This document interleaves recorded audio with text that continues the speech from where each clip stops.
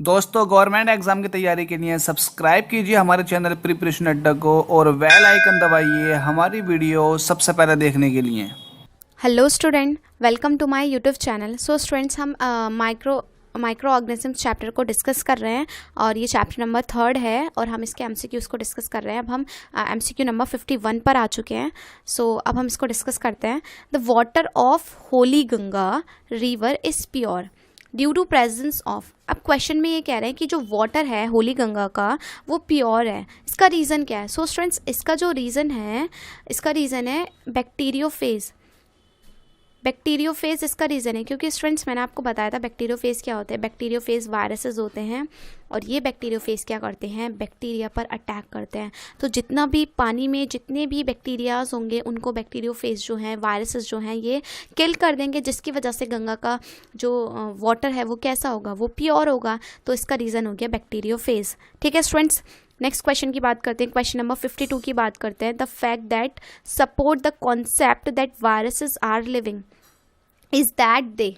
अब ये कह रहे हैं वो कौन सा कॉन्सेप्ट है जिससे हम ये मान सकते हैं कि वायरस जो होते हैं वो लिविंग होते हैं। सो स्टूडेंट्स, इसका करेक्ट आंसर हो जाएगा ए, मल्टीप्लाई देमसेल्व्स। वायरसेस क्या होते हैं? वो अपने आप खुद मल्टीप्लाई कर सकते हैं, इसी वजह से इसका करेक्ट ऑप्शन हो जाएगा ए। ठीक है स्टूडेंट्स, अब हम नेक्स्ट क्वेश्चन की तरफ बढ़ते हैं। क्वेश्चन नंबर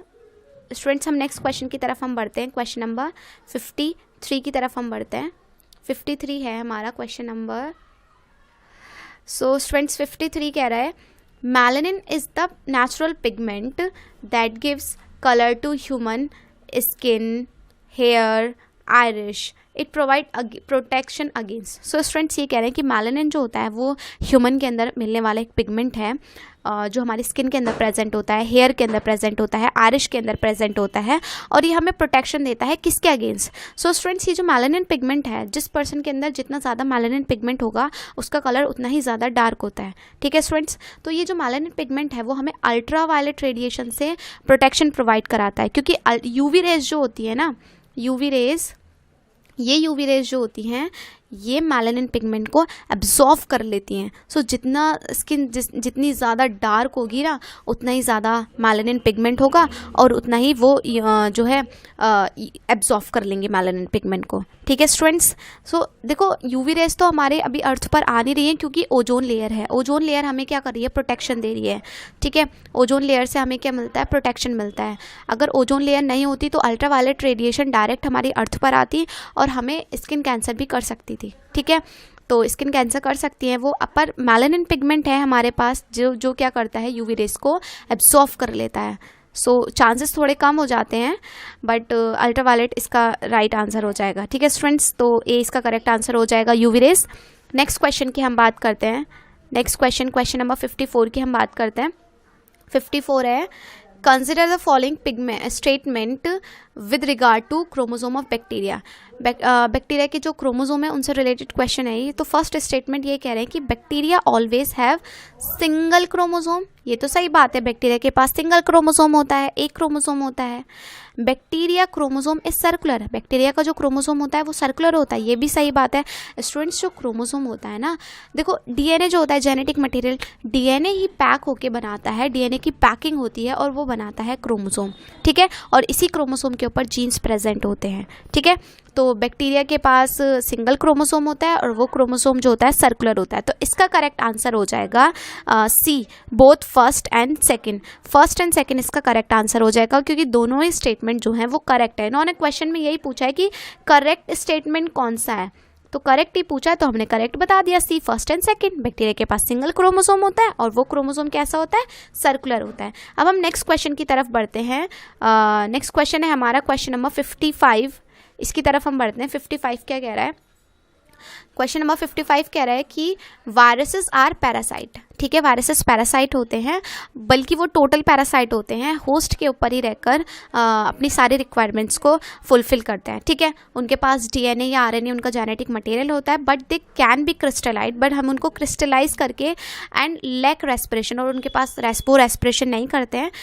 पर ये कह रहे हैं कि हम उन्हें कैसे ट्रीट कर सकते हैं। सो स्टूडेंट्स, इसका करेक्ट आंसर हो जाएगा सी, हम वो लिविंग भी हैं। लिविंग इसलिए हैं क्योंकि उनके पास जेनेटिक मटेरियल है और वो किसी लिविंग के अंदर लिविंग माने जाते हैं, ठीक है। और नॉन लिविंग इसलिए है क्योंकि हम उनको क्रिस्टलाइज करके रख सकते हैं और उनके पास रेस्पिरेशन भी नहीं होता, वो रेस्पिरेशन भी नहीं करते हैं, हम उनको क्रिस्टलाइज करके स्टोर कर सकते हैं, ठीक है स्टूडेंट्स। तो इसका करेक्ट ऑप्शन हो जाएगा सी, आंसर इसका सी हो जाएगा, ठीक है। नेक्स्ट क्वेश्चन 56 की बात करते हैं। Non living character of virus, virus का नॉन लिविंग कैरेक्टर क्या है? सो स्टूडेंट्स, वायरस का नॉन लिविंग कैरेक्टर है कि हम उसको क्रिस्टलाइज करके रख सकते हैं बहुत सालों तक। तो it can be crystallise for many year, क्योंकि वो प्रोटीन होते हैं ना, तो हम उन्हें सालों तक क्रिस्टलाइज करके रख सकते हैं और वही उनका एक नॉन लिविंग कैरेक्टर है। मैंने आपको बताया था कि लिविंग वायरस तभी कहलाएंगे जब वो किसी लिविंग पर्सन के अंदर है, लिविंग ऑब्जेक्ट के ऊपर है, लिविंग ऑर्गेनिज्म के ऊपर है, तभी वो लिविंग कहलाते हैं। अदरवाइज वो नॉन लिविंग होंगे अगर वो किसी नॉन लिविंग ऑब्जेक्ट के ऊपर होंगे, ठीक है स्टूडेंट्स। अब हम नेक्स्ट क्वेश्चन की हम बात करते हैं। नेक्स्ट क्वेश्चन है हमारा 57, उसको डिस्कस करते हैं, क्वेश्चन नंबर 57 को। The disease AIDS is caused by, मैंने आपको एड्स की फुल फॉर्म बताई थी, एक्वायर्ड इम्यूनो डेफिशिएंसी सिंड्रोम। ये कह रहा है जो एड्स डिसीज़ है वो किसकी वजह से होती है? आपको पता है इसका आंसर, एड्स जो है HIV वायरस की वजह से होती है, ह्यूमन इम्यूनो वायरस की वजह से होती है, तो एक वायरस की वजह से होती है। इसका करेक्ट आंसर हो जाएगा सी, ऑप्शन सी, ठीक है। अब क्वेश्चन नंबर 58 की बात करते हैं हम। HIV is related to, students अभी मैंने जस्ट बताया ह्यूमन इम्यूनो वायरस जो है वो एड्स डिसीज़ करता है, acquired immuno deficiency syndrome disease करता है, तो इसका करेक्ट ऑप्शन हो जाएगा डी। अगर मैं नेक्स्ट की बात करूँ 59 की, the causal organism of polio, students polio जो है ना वो पोलियो वायरस की वजह से होता है, ठीक है, ये भी एक वायरस की वजह से होता है, पोलियो वायरस। तो इसका करेक्ट आंसर हो जाएगा डी, अ वायरस, ठीक है। तो ऑप्शन डी हो जाएगा अ वायरस। नेक्स्ट MCQ की मैं बात करती हूँ। नेक्स्ट MCQ है 60 MCQ की बात करती हूँ। Which of the following symbiotic association forms are lichen.